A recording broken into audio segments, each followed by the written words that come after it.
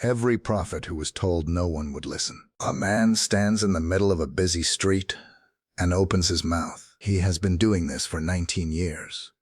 He will do it for one more, 20 years total.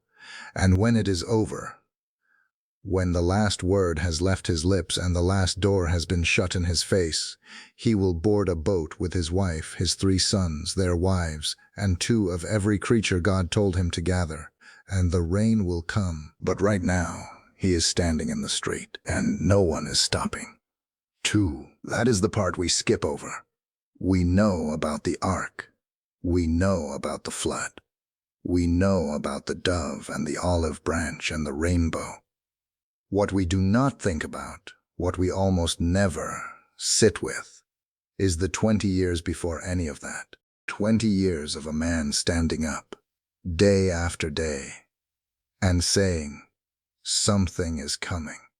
A flood, a judgment.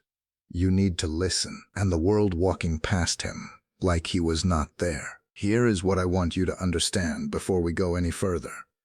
The men we are going to look at today were not failures. They were not forgotten. They were not second-tier voices who almost made it into the biblical record. They are some of the most important human beings who ever lived, and almost every single one of them was told, by God Himself, before they ever opened their mouths, that the people they were sent to would not listen. Read that again. God told them up front, go, go. Speak, go, and know this. They will not hear you. That is the commission. That is the job description. That is what it meant to be called as a prophet in the ancient world. And here is what makes this stranger still. One of these men did everything right. Every word he spoke came true. Every miracle landed exactly as promised.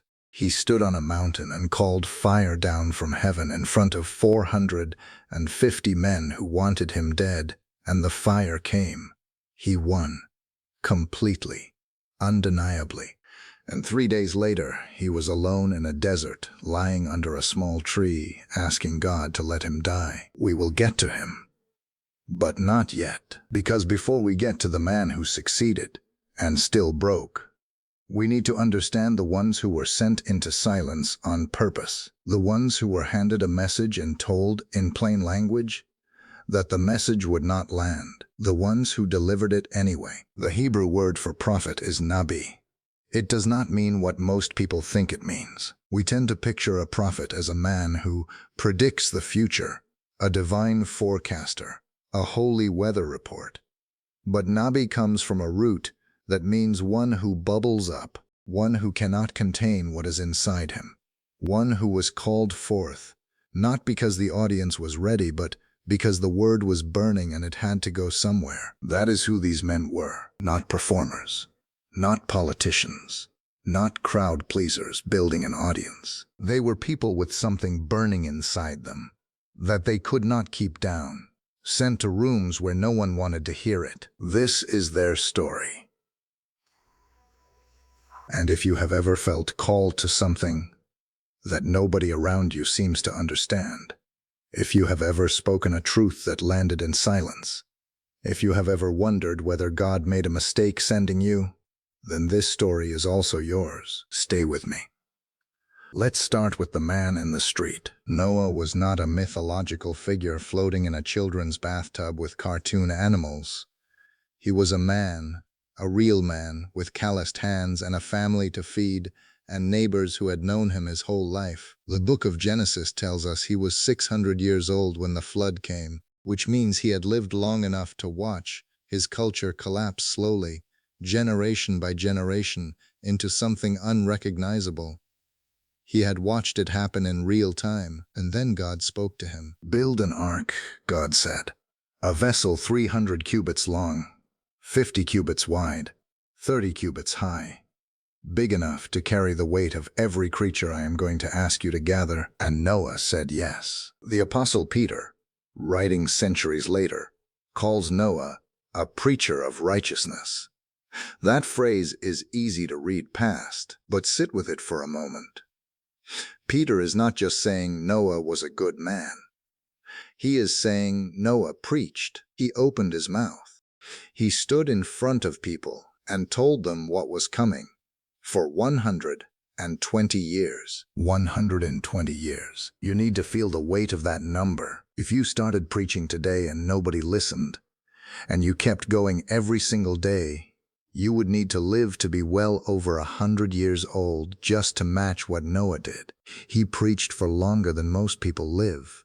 And when the door of the ark finally closed, when God himself shut it from the outside, the only people inside were Noah, his wife, his 3 sons, and their wives. 8 people. After 120 years, here's what most people miss. God did not tell Noah the mission would succeed by the world's measurement. He told Noah to build and to preach and to trust. That was the whole assignment, and Noah did it faithfully, completely, into total silence. Now travel forward roughly 1,000 years and meet a man named Jeremiah. Jeremiah did not want the job. That much is clear from the first chapter of his book. God speaks to him, tells him he was known before he was formed in the womb, set apart before he drew his first breath, appointed as a prophet to the nations. And Jeremiah's response is immediate and honest. I do not know how to speak. I am only a child. God's answer is not a pep talk. It is a command. Do not say you are only a child. Go where I send you. Speak what I tell you. And then, and this is the part that should stop you cold, God tells Jeremiah in chapter 7, verse 27, exactly what will happen when he delivers the message. You shall speak all these words to them, but they will not listen to you.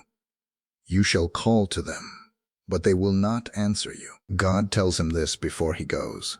Before the first sermon, before the first rejection, B looks at this young man who already does not want the assignment and says, go, and know that it will not work, not by any measure you can see. Jeremiah goes. The historian Josephus, writing in his Antiquities of the Jews, documents what happened to Jeremiah under King Zedekiah. He was beaten. He was put in stocks at the city gate, publicly humiliated in the place where everyone would see him. He was thrown into a cistern, a dry well, deep enough that he sank into the mud at the bottom, and left there to die. His own countrymen did this to him. Not the enemy, his own people. Not the enemy, his own people. And he kept speaking. This Ugas, the Hebrew word for what Jeremiah did in that cistern, the wrestling, the crying out, the arguing with God, that fills the book of Lamentations, is anah. It means to answer, to respond, to cry out in the dark, and trust that someone is listening on the other end. Jeremiah did not have certainty. He had anah. He cried out because crying out was the only faithful thing left to do. That is not weakness. That is the bravest thing in the Bible. Of all the commissions in Scripture, Isaiah's is the strangest, not the most dramatic, not the most violent, the strangest, because most prophetic calls follow a familiar pattern. God speaks, the prophet resists. God reassures, the prophet goes. Noah goes. Jeremiah goes. Even Moses, who argued with God at a burning bush for what feels like 30 minutes, eventually goes. But Isaiah's commission has something the others do not, a built-in guarantee of failure. Failure. Here is what happens. Isaiah is in the temple, the year King Uzziah died, around 740 BC. He sees the Lord seated on a throne, high and lifted up. The train of his robe fills the temple. Seraphim, 6-winged creatures, are calling to one another, Holy, holy, holy. The doorposts shake. The house fills with smoke. Isaiah collapses. Woe is me, he says. I am undone. I am a man of unclean lips, living among a people of unclean lips. And my eyes have seen the King. A seraph flies to him with a coal from the altar and touches his mouth. Your guilt is taken away, he is told. Your sin is atoned for. And then God speaks. Whom shall I send? Who will go for us? And Isaiah, still shaking, still smoke in his lungs, still trying to process what his eyes just saw, says the words that have echoed across 3,000 years of theology. Here am I, send me. It is one of the most beautiful moments of surrender in all of Scripture. And then God tells him what the job actually is. Go and say to this people, keep on hearing, but do not understand. Keep on seeing, but do not perceive. Make the heart of this people dull, and their ears heavy, and blind their eyes, lest they see with their eyes, and hear with their ears, and understand with their hearts, and turn and be healed. Read that slowly. God is not saying, go preach and hope they don't respond. He is saying, go preach in such a way that the dullness deepens. Your message will not just be rejected. Your message will be the instrument of the rejection. You are being sent to confirm what is already hardening. Isaiah's response is immediate. How long, O Lord? Not why. Not I refuse. Just how long do I have to do this? And God answers, until cities lie waste without inhabitant, and houses without people, and the land is a desolate waste. Until the end, in other words. Until it is over. The Hebrew word at the center of this passage is dabar, the word of the Lord. What makes dabar remarkable is that in Hebrew the same word means both word and thing. When God speaks a dabar, he does not merely describe reality, he creates it. The word and the event are the same, which means Isaiah's commission is not a failure, it is a dabar. It is doing exactly what it was sent to do, even as it lands on closed ears. Pay attention to this. The message was not wasted. The message was working. It was revealing the condition of the hearts it touched, like a light that does not create darkness, but shows you the darkness that was already there. Isaiah preached for 60 years, possibly longer. The early church historian Eusebius records the tradition, drawn from what many scholars believe is referenced in Hebrews 11:37, that Isaiah was eventually killed under King Manasseh, sawn in two, with a wooden saw. He did not stop preaching first. He was silenced, the only way they could silence him. And even that, in the economy of God, was a dabar. If Isaiah's commission was the strangest, Ezekiel's was the most humiliating. God did not just ask Ezekiel to speak. He asked him to perform, to act out, with his own body, in public, in front of his neighbors, the coming destruction of Jerusalem. Not once, not for a single afternoon, for over a year. Here is what God told him to do. Lie on your left side for 390 days. Do not move. 1 day for each year of Israel's sin. Then roll over and lie on your right side for 40 more days. Build a model of Jerusalem out of clay and set up siege works around it. Take an iron pan and hold it up like a wall between you and the city. Ration your food to 8 ounces a day. Ration your water and cook your bread over human dung. Ezekiel pushed back on the last part. God adjusted, you can use cow dung instead. But everything else stood. 430 days. Lying on the ground, in public, eating rationed food cooked over fire that smelled like a waste pit, while his neighbors walked past and stared. And then, when that was finished, God told him to shave his head and his beard with a sword. Divide the hair into thirds. Burn 1/3 inside the clay model of the city. To strike 1/3 with the sword around the city. To scatter the last third to the wind. You need to understand what this meant in that culture. In the ancient Near East, a shaved head was a mark of mourning, of defeat, of shame. A prophet, a nabi, one called forth by God, walking around bald, lying on the ground, cooking food over fire that no dignified person would go near. This was not a sermon. This was a spectacle. And God told him explicitly why. In Ezekiel chapter 3, verse 7, "The house of Israel will not listen to you, for they will not listen to me, because all the house of Israel have a hard forehead and a stubborn heart. They will not listen." God says it plainly. Go anyway. But it gets stranger. Now move the clock forward 500 years. Leave the streets of ancient Israel and walk into the Areopagus, the great philosophical forum of Athens, Greece. The year is around AD 50. A small, travel-worn Jewish man climbs the steps and begins to speak to an audience of Epicurean and Stoic philosophers. His name is Paul. He is brilliant. His Athens sermon, recorded in Acts 17, is one of the most carefully constructed arguments in the New Testament. He does not open with scripture. He knows his audience won't recognize it.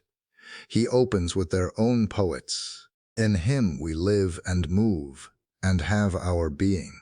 He works from the known to the unknown. He builds a case, and when he gets to the resurrection, when he says that God has fixed a day on which he will judge the world by a man he has appointed, and has given proof of this by raising him from the dead, the philosophers laugh. Some of them laugh. Some of them walk away mid-sentence. A few stay. A woman named Damaris, a man named Dionysius, a handful of others. But most of them go. And Paul, who has been beaten, shipwrecked, stoned, and left for dead, imprisoned more times than he can count, simply walks back down the steps and moves on to the next city. He does not call it failure. He does not record it as a loss. He does not seem surprised, because by this point, Paul understood something that Noah and Jeremiah and Isaiah and Ezekiel all understood before him. You are not responsible for the harvest. You are responsible for the planting. Tend. Now watch what happens next. Now we get to the man I told you about at the beginning. The one who did everything right. His name is Elijah. And before we go to the desert, before we go to the broom tree and the angel and the bread, you need to understand what happened the day before. Because the day before is the whole point. Mount Carmel, northern Israel, roughly 850 BC. Elijah stands alone on a mountain against 450 prophets of Baal, the storm god, the fertility god, the god that King Ahab and Queen Jezebel had installed as the religion of the nation. The prophets of Baal have been given the first chance. They have built their altar. They have laid their bull on the wood. They have been calling on Baal since morning. Nothing. By noon, Elijah starts talking. Shout louder, he says.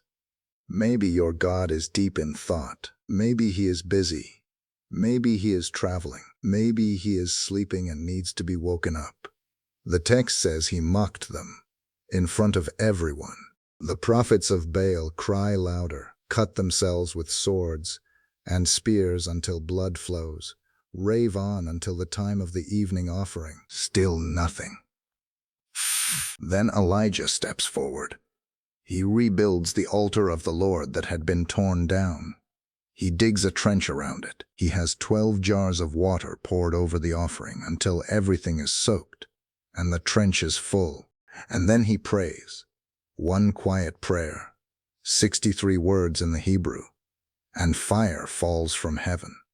Not a small flame catching dry wood, fire that consumes the burnt offering, the wood, the stones, the dust, and licks up every drop of water in the trench. Every person on that mountain falls on their face. It is the most complete, undeniable, publicly witnessed miracle in the Old Testament outside of the Exodus. 450 prophets of Baal are seized and executed. The drought that has gripped Israel for 3 years breaks open with rain before Elijah reaches the valley. He won. completely, publicly, unmistakably. And then Jezebel sends him a message. One message. Not an army. Not a decree. A message. 11 words. So may the gods do to me, and more also, if I do not make your life as the life of one of them by this time tomorrow. And Elijah runs. He runs a full day's journey into the wilderness, south of Beersheba, deep into the desert, as far from people as he can get. And he sits down under a small broom tree, and he asks God to take his life. It is enough, he says. Now, O Lord, take away my life, for I am no better than my fathers. This is not a man who failed. This is a man who succeeded and discovered that success did not protect him from the thing growing in his chest. The exhaustion, the isolation, the crushing weight of being the only one who seemed to care. I am the only one left, he tells God later. I alone am left. He is not performing. He is not exaggerating. This is what burnout sounds like in the voice of a prophet. This is what happens when you have poured everything out, every ounce of faith, every word, every public act of obedience. And the world responds with a single threatening message that unravels all of it. Here is the part nobody tells you. God does not rebuke him. God does not say, "Get up, stop being dramatic, look at what I just did on that mountain." God does not remind him of the miracle. God does not argue with his theology. An angel touches him. "Arise and eat," the angel says. That is all. Elijah looks up, and there is a cake baked on hot stones and a jar of water. He eats, he drinks, he lies back down. The angel comes a second time, touches him again. "Rise and eat, for the journey is too great for you." Not, the mission is too great. Not, the calling is too great. The journey. God acknowledged that the road itself, the physical, embodied, day after day weight of walking faithfully in a world that does not want to hear, is too great. Without help, without rest, without bread you did not bake yourself. And then, after the food, after the sleep, after the 40-day walk to Horeb, God speaks to Elijah, not in the wind that tears the mountains apart, not in the earthquake, not in the fire, in a still small voice. The Hebrew beneath that phrase circles back to everything we have seen. Jeremiah crying out from the bottom of a cistern. Isaiah saying, "Here am I," in a smoke-filled temple. Noah opening his mouth for the 10,000th time in 20 years of silence. This is how God answers his prophets. Not with explanation. Not with apology. Not with a full account of why the mission was designed the way it was designed. With presence. With bread. With a voice so quiet you have to stop everything else to hear it. So here is what we have seen. A man who preached for 120 years into silence and built an ark anyway. A young man who did not want the job was thrown into a pit by his own people and kept crying out from the bottom. A prophet who was commissioned by God himself to deliver a message designed to deepen the very hardness it was meant to address. A man who acted out the destruction of a city with his own body for 430 days. A scholar who built the most careful argument of his career in front of the greatest philosophical minds of his age, and watched most of them walk away laughing. And a man who called fire down from heaven, won the most public victory in a generation, and still ended up alone under a desert tree asking God to let it be over. These are not cautionary tales. These are the blueprint. And here is what they leave us with. First, God never promised the message would be received. He promised it would be delivered.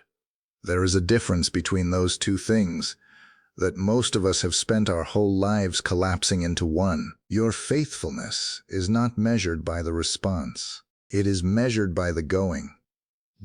Second, The prophets were not failures. They were faithful. And those are not the same thing. The world measures success by results.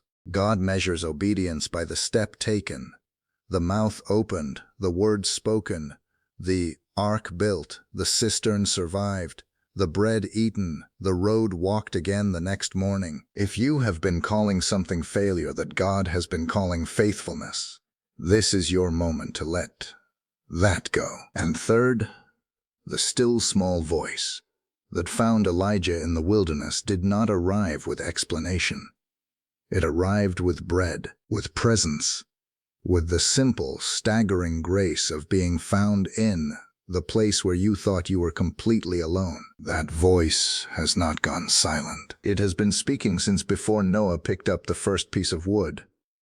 It spoke through a burning coal on Isaiah's lips.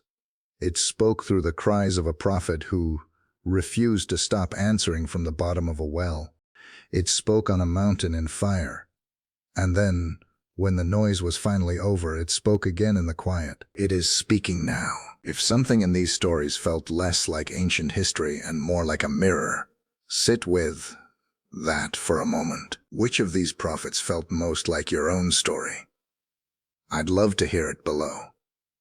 And if these forgotten stories help you see Scripture in a new way, stay with us. There are many more still waiting to be uncovered. This is not a story about prophets who failed. This is not a story about a God who sends people into the impossible and then looks away. This is a story about a voice that has never stopped speaking. To the faithful, to the exhausted, to the ones lying under broom trees in deserts of their own making, and the people who said yes to it anyway, even when no one was listening. Especially then.